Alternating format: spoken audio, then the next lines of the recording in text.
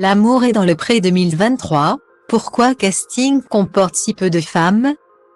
Ce lundi 30 janvier, L'amour est dans le pré est de retour sur M6 avec la diffusion de la première partie des portraits des nouveaux agriculteurs de la saison 18. Sur 14 candidats, seules 3 femmes sont au casting.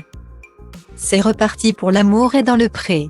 Ce lundi 30 janvier, M6 diffuse la première partie des portraits de la saison 18 de l'émission de dating. Au total, 14 nouveaux cœurs à prendre vont se confier à Karine Le Marchand dans l'espoir de trouver l'âme sœur et d'en finir enfin avec le célibat.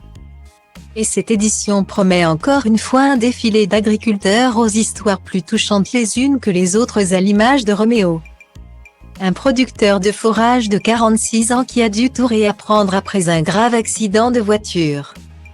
Et c'est sans compter sur Patrice, un éleveur de vaches allaitantes de 39 ans. Souffrant d'une hémiplégie de naissance. Des parcours de vie compliqués qui ont été un frein dans leur vie amoureuse.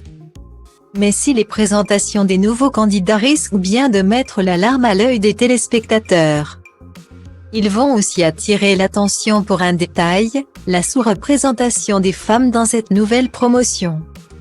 Sur 14 participants, seules 3 femmes tentent l'aventure, Anaïs, une éleveuse de chèvres et fromagère de 35 ans. Christine, une éleveuse de chiens et chats de 61 ans, et Perrine, une hélicicultrice de 26 ans. Un trio face à 11 hommes. Autant dire que la parité est loin d'être le fort de L'amour est dans le pré. La production du programme n'y est cependant pour rien dans ce déséquilibre. Elle pâtit du manque de représentation des femmes dans le domaine de l'agriculture.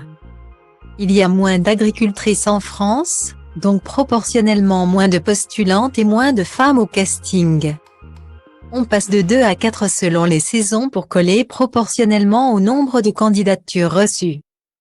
A confié la production dans les colonnes du Parisien. Christine, l'une des candidates, a également son explication. Une femme seule se suffit plus souvent à elle-même qu'un mec, a-t-elle révélé. Une fois qu'elles ont goûté à la solitude, elles y prennent goût, quitte à avoir des amants de passage de temps en temps. Moi, par exemple, je n'ai besoin de personne pour subvenir à mes besoins et je ne veux pas un coup d'un soir.